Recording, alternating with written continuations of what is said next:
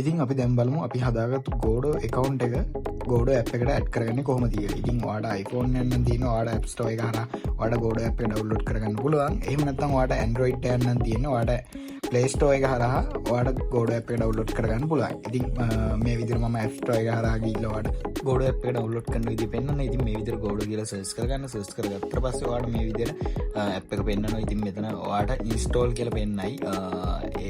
ඔයා install කරගන්න ඔයා app එක මම install කරගෙන තියෙන නිසා මට පෙන්නන්නේ නැහැ. ඉතින් මට open කියලා පෙන්නන්නේ.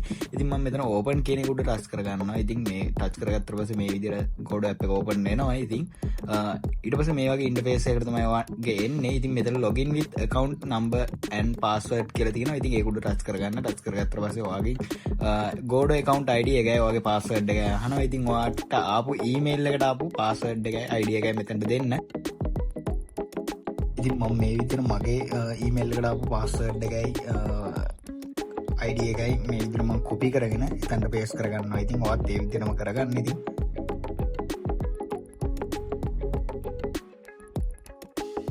එහෙම කරගත්තට පස්සේ ඔයා මෙතන login කියන බටන් එක උඩ touch කරගන්න. touch කරගත්තට පස්සේ ඔයාගේ account එකට මෙන්න මේ විදිහට log වෙනවා. ඉතින් log වුණාට පස්සේ ඔයාලට බලා ගන්න පුළුවන් වෙන්නේ මෙන්න මේ වගේ interface එකක් තමයි. ඉතින් එතනින් පස්සේ ඔයා කරගන්න ඕන ඔයාගේ account එකේ password එක change කරගන්න. ඉතින් password එක change කරගන්න විදිහ අපි දැන් step by step එකක්. ඉතින් ඔයා menu icon එක උඩ touch කරගන්න. ඉතින් ඔයා ඒක දන්නේ නැත්නම් දකුණු අත පැත්තේ උඩම තියෙනවා ඉරි කැලි 3.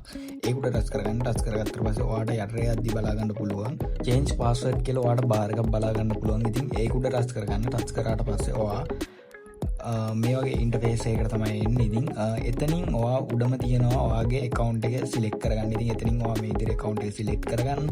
ඊට පස්සේ ඔයාගේ password type එක ඔයා main කියලා password type එක change කරගන්න. ඊට පස්සේ ඔයාට කැමති password එක මෙතනට දාගන්න.